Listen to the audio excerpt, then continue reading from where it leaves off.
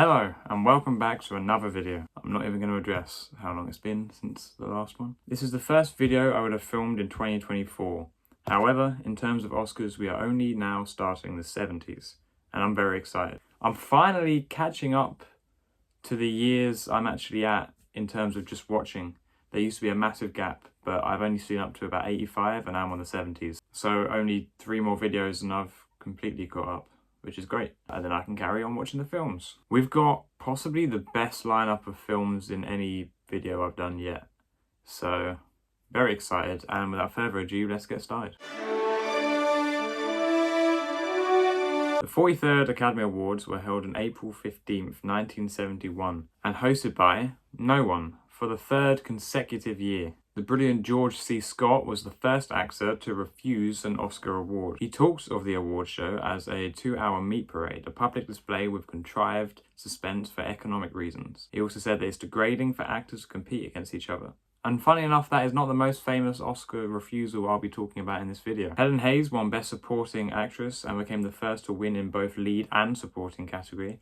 She won for The Sins of Madeleine Claudette 38 years prior. I've never heard of that film. It's also the biggest gap in between an actor winning awards, 38 years. That is quite long. And the film she won for, of all films, was Airport.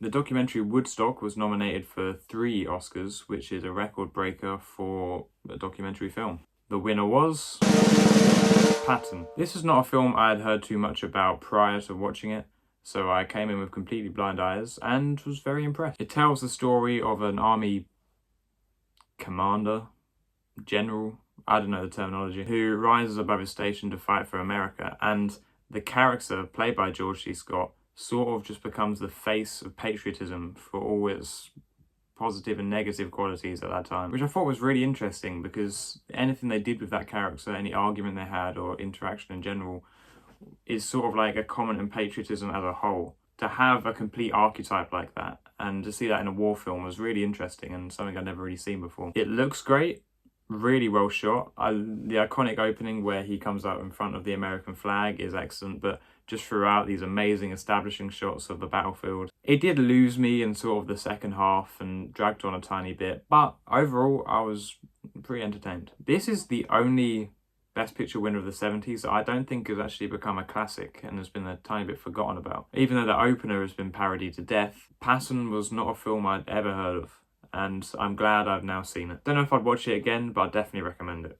Also, when I watched it, for some reason the subtitles weren't working for when the Germans were speaking, and I studied German at A-level, so it was up to me to read it, and it's the first time I've really realised I can understand this language fairly well.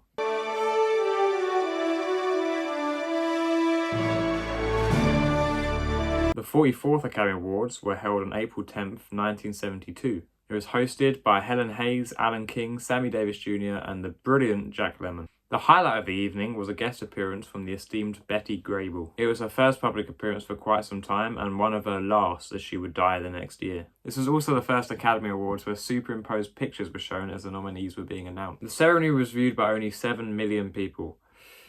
But who was the winner? The French Connection. Now this was a film I had seen before. French Connection is directed by William Friedkin, who passed away, I think in August of last year, or maybe September. He actually died during the time where they were screening the 50th year anniversary of The Exorcist, and I went to one of the screenings. It was showing in my local theatre. I don't know why I said that. And they did a little sort of in memoriam video before showing it, which was nice. Rest in peace, William. He's a great director. And this film is no exception. The film stars Gene Wilder. No, it doesn't. The film stars Gene Hackman and Roy Schneider, the latter of which is one of my favourite actors of the 70s. Now, though I've seen this twice, both times I have been sort of confused what the hell is even going on. However, even without full knowledge of what the stakes are, you can't help but be on the edge of your seat for the last half an hour of this film, which is just utter chaos. It's extremely well edited by Gerald B. Greenberg, and it's overall an extremely gripping and exciting, albeit confusing film that I would highly recommend. See, it's getting to the point where it's been so long since I've seen these films for this marathon that I can't think of too much to say about them, but I don't think that'll be a problem with the next one.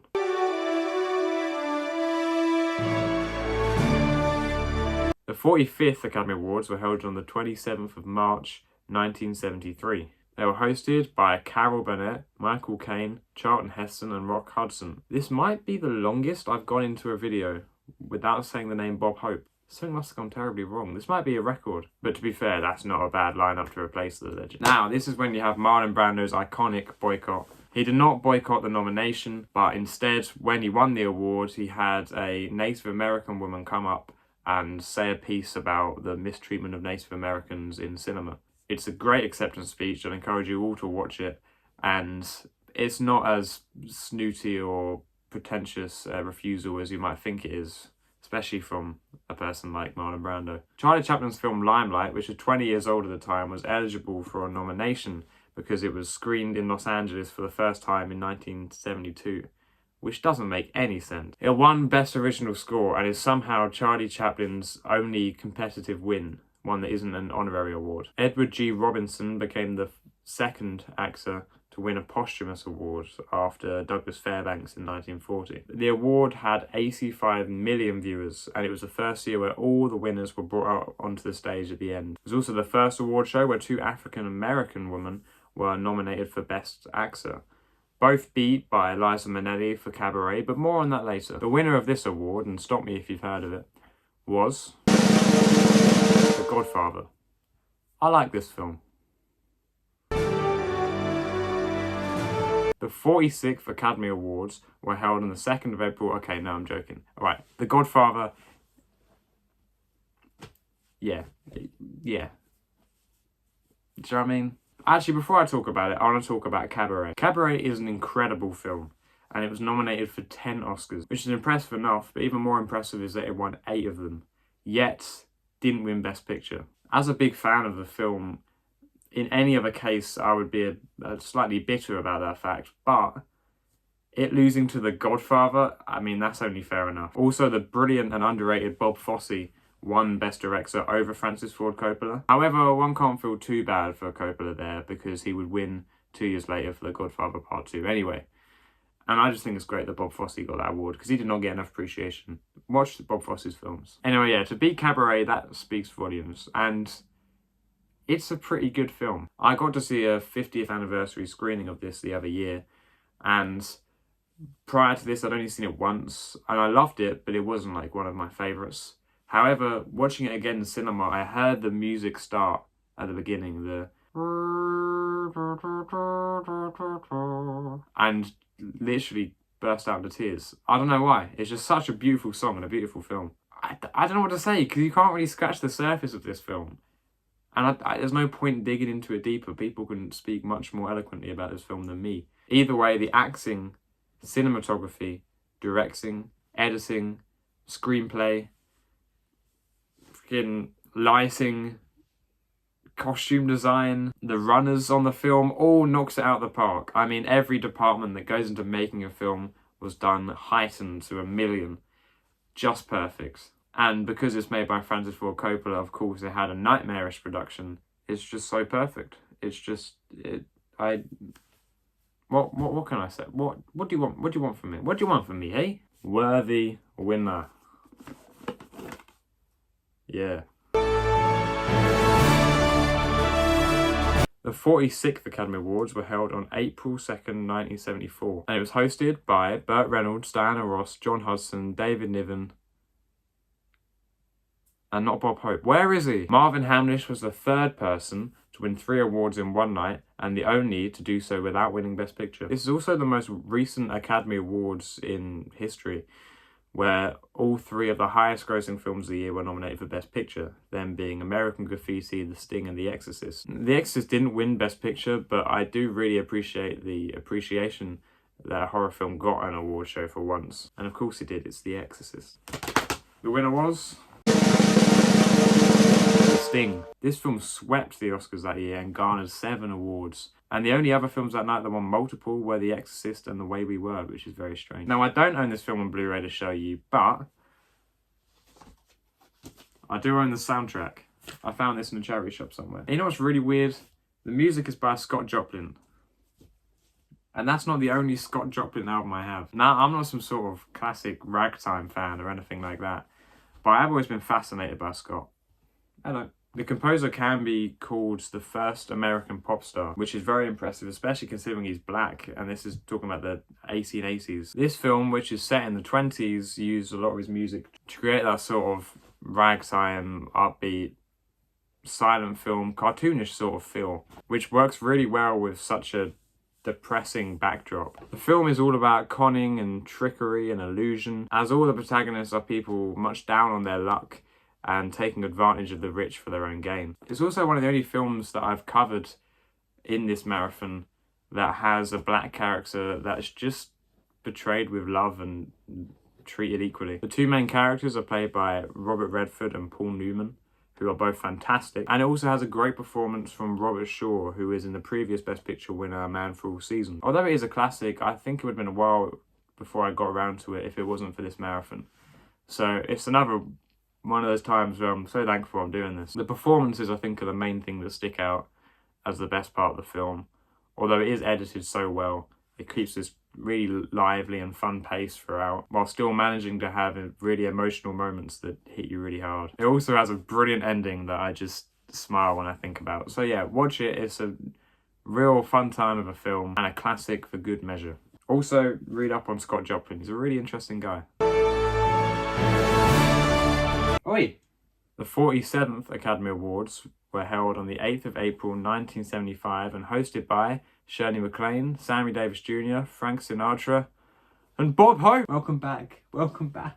Oh, it's a long-deserved break if you ask me. The guy's killing it. Coppola, as I mentioned, finally won Best Director. In fact, between the two of them, father and son Carmine, or Carmine, I don't know, and Francis Ford Coppola garnered 4 awards. Well, I mean, Carmine only won 1, but Coppola won 3. Sorry for the extreme change in angle. I just have to charge my phone. Incredible actor, but absolute pig of a man, Dustin Hoffman, likened the awards to a beauty pageant and called it grotesque, only hours before the ceremony. He was nominated for his performance in the criminally overlooked film Lenny, and George C. Scott said that if he won the award, he'd have to have a friend pick it up for him, which is rich him saying that because he was the one criticising the Oscars a few years prior, but I don't know. Ingrid Bergman won an award, however she felt that it was a pity award as she was ostracised from Hollywood because of an affair she had with Roberto Rossellini. She said herself that she thought Valentina Cortez, if that's how you say her name,